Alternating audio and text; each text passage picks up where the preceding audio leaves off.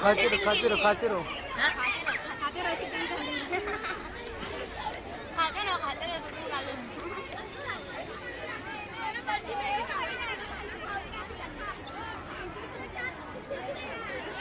माझं थोबाड दिसत नसेल या टोपीने.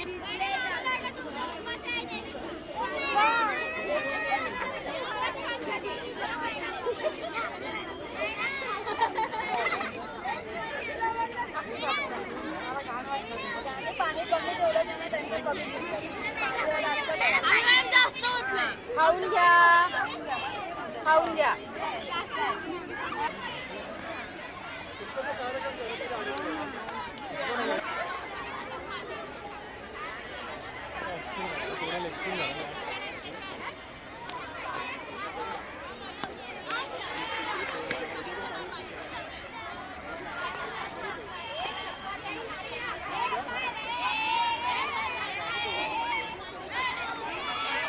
हे शिजलं का?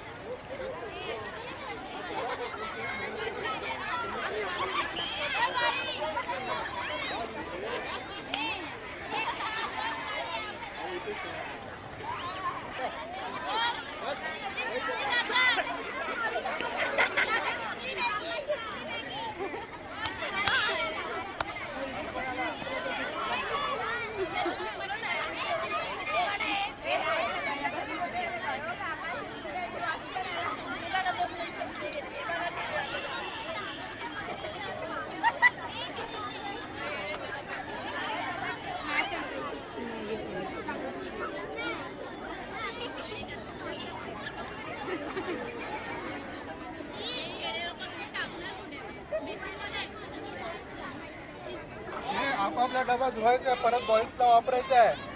डबा हा धुवून परत तसंच त्या पिशव्या पण लागतील बरोबर. पिशव्या पण घेऊन जा.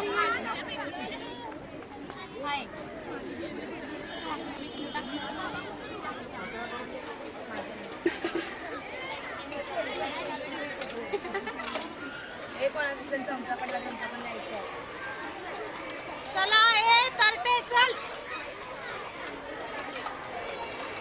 टेंडर तिकडे बघ टेंडर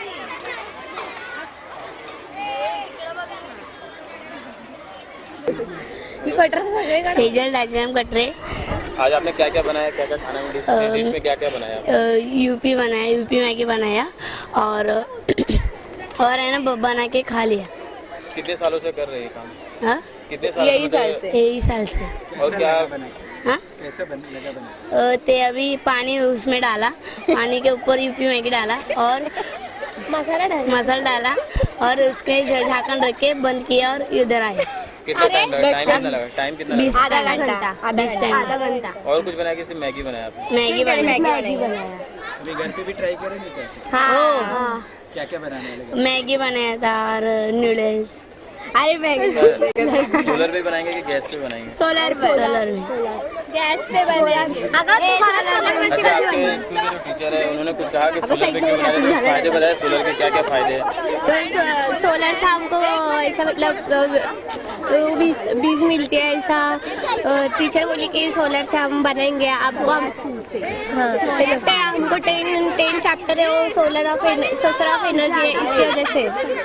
इसके अलावा आपके स्कूल में कुछ फंक्शन रखा है इसके सोलर के अलावा? जैसे कि अंदर देखा कि मैं कुछ अंदर भी कुछ चालू फंक्शन रखा हुआ है, तो उसके बारे में बताइए क्या है? हाँ क्या है अंदर फंक्शन है वो उधर है. वाचो आनंद है. हाँ छोटे बच्चों का है तो वाचो आनंद है. सिर्फ आप हम रोज पढ़ाई करते हैं इसलिए ना कभी एंजॉय नहीं.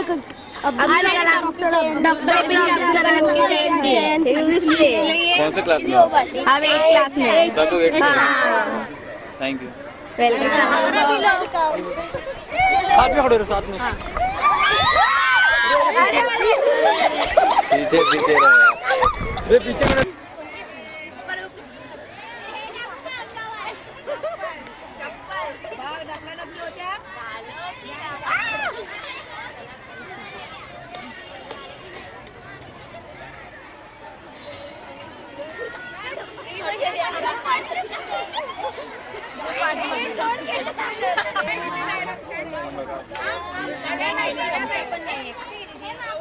मैम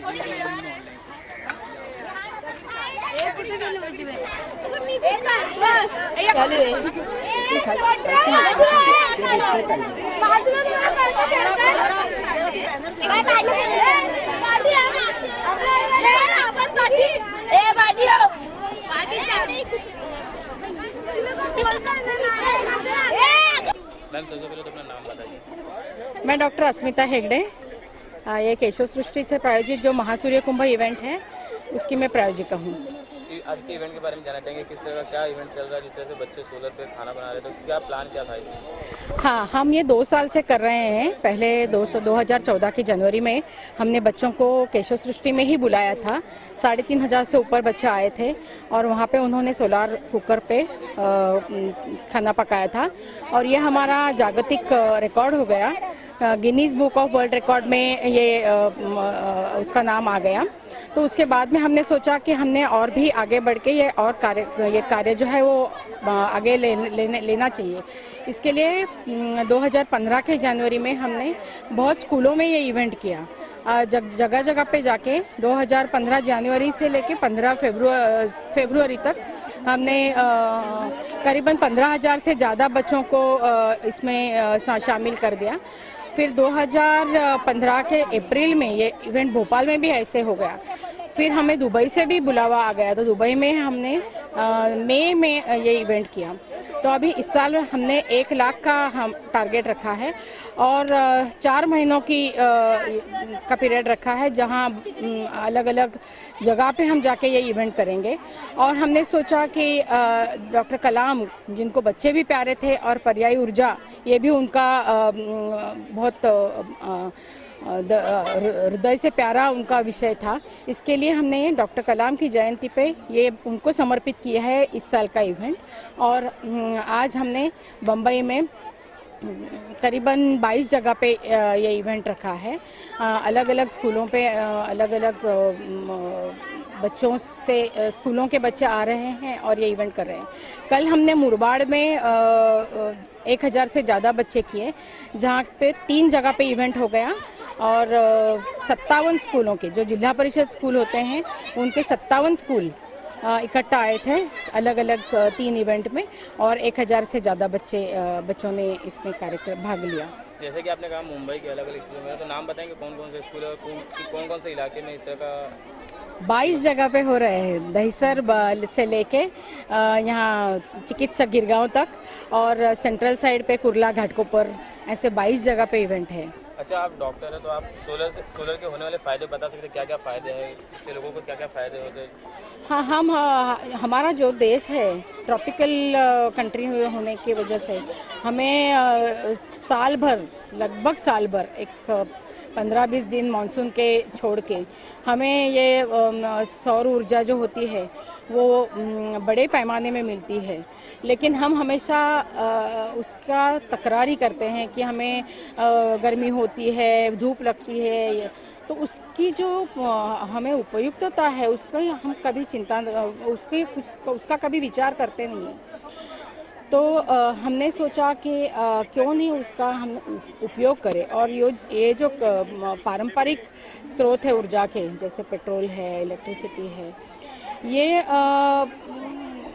एक तो महंगी है, और कई सालों के बाद ये पेट्रोल के जो ये हैं वो ख़त्म होने वाले हैं। और जैसे वो जहाँ पर ये पेट्रोल मिलता है, उन देशों के हिसाब से हमें भी नाचना पड़ता है। तो उसके बदले यदि हम अभी से ही ये विचार करें कि जो पर्यायी ऊर्जा है, जैसे कि सौर ऊर्जा है, पवन ऊर्जा है, गोबर गैस है, बायोगैस है, ये सब जो है, इनका हम बच्चों से लेके यदि हम उनको शिक्षित करें तो आगे बढ़कर हमारे देश को फ़ायदा होगा। इसके लिए हमने केशव सृष्टि में उसका पार्क भी बना रहे हैं। हमारे पास केशव सृष्टि में सालाना जो 50,000 बच्चे सहल के जरिए आ जाते हैं, तो उन बच्चों को अभी हम ये सिखा पाएंगे कि अलग अलग ऊर्जा के क्या स्रोत है और वो कैसे इस्तेमाल कर सकते हैं। हमारे कचरे की भी बहुत बड़ी समस्या हमारे देश में है, लेकिन वो कचरे की हम ऐसा ही फेंक देते हैं, उसकी गंदगी तैयार होती है। तो उसके बदले यदि उसका ऊर्जा के लिए, खाद के लिए उपयोग कर सके तो उसका देश को भी फ़ायदा होगा और हम गंदगी से भी बच पाएंगे। ये जो सौर ऊर्जा है उसके पीछे ये है कि ग्रामीण इलाके में हम जाते हैं तो वहाँ लकड़ी से चूल्हे बनते हैं। वो लकड़ी काटने के लिए महिलाओं को कोसों दूर जाना पड़ता है। वो लकड़ी कटने की वजह से झाड़ पेड़ की भी पेड़ काटे जाते हैं, उसकी वजह से फिर वातावरण दूषित हो जाता है। और वो महिला जब वो चूल्हा जलाती है तो वो धुआं जो आता है वो उसका हिसाब किया गया तो वो धुआं 18 सिगारेट दिन में उतना धुआं उसके बदन में चला जाता है। उसके बगल में जो बच्चे होते हैं उनके नाक में भी वो धुआं चला जाता है। तो ये सब प्रदूषण होता है और फिर लकड़ी भी काटी जाती है। तो ये सौर ऊर्जा से यदि पकाया गया तो इस सब से हमको मुक्ति मिलेगी। और दूसरी ये चीज़ है कि जो सौर ऊर्जा पे खाना पकता है तो वो धीमी आंच पे जैसा हमारा खाना पकता है उतना ही होता है। सौर ऊर्जा से ज़्यादा 120 तक तापमान बढ़ा सकते हैं। और हम जो गैस पे खाना पकाते हैं उसमें 2100 डिग्री तक खाना पकता है। तो जितना ज़्यादा तापमान लेके हम खाना पकाते हैं तो उसमें विटामिन्स और जो एसेंशियल आइटम्स है खाने अपने शरीर के लिए वो सब नष्ट हो जाते हैं। तो ये जो सौर ऊर्जा से खाना पकाया जाता है उसमें वो सब मेंटेन होता है, विटामिन्स का नाश नहीं होता। तो शरीर के लिए, सेहत के लिए भी वो अच्छा है। अच्छा, आपसे आगे सवाल, इतनी अच्छी शुरुआत की आपने, तो क्या अलग अलग हिस्सों में, देश के अलग अलग हिस्सों में इसको लेकर जाना चाहेंगे? कुछ प्लान है आपका? हाँ, हमने बहुत सारे लोगों को कांटेक्ट किया है। बहुत स्कूलों से हमें अच्छा प्रतिसाद मिल रहा है और हमारा कल 1000 हो गए, आज करीबन 7000 बच्चे, तो 2 दिन में ही 8000 बच्चे हमारे कवर हो जाएंगे। और हमारी सहयोगी संस्थाएं हैं जैसे कि ये संस्कृति संवर्धन जो आज ये 22 इवेंट कर रही है। दूसरी है पर्यावरण दक्षता मंच, वो उनका थाना इलाके में डोंबिवली, अंबरनाथ, कल्याण, वहाँ बहुत बड़ा पर्यावरण के लिए वो संस्था काम करती है। तो इस साल भी उन्होंने 10-20 हज़ार बच्चों का टारगेट रखा है। सेवा सहयोग करके और एक संस्था है जिनका बम्बई और पूना में मेन काम चलता है, लेकिन उनका बम्बई और पूना के आसपास जो आदिवासी इलाके हैं, ग्रामीण इलाके हैं, उनके लिए वो सेवा सहयोग काम करती है। तो उनके ज़रिए हम उन ग्रामीण इलाकों में पहुंच रहे हैं। और हमारा इस साल का फोकस जो है वो मेन आदिवासी है, क्योंकि आदिवासियों को एक तो चूल्हे की समस्या से झगड़ना पड़ता है और दूसरी है कि माल न्यूट्रिशन, और इसके वजह से उनके बच्चे की तबीयत बचपन से ही बिगड़ी रहती है। तो यदि हम उनको एक सोलार कुकर दे पाए तो उनकी माँ सुबह काम पे निकलते वक्त उसमें कुछ खाना बना के गई तो भी 12 बजे तक उनका खाना तैयार हो जाएगा।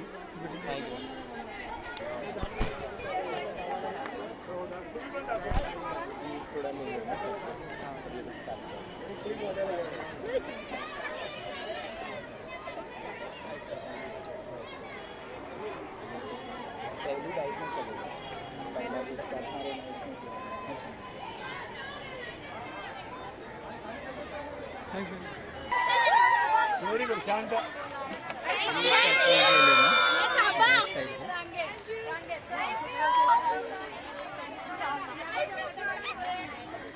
अबे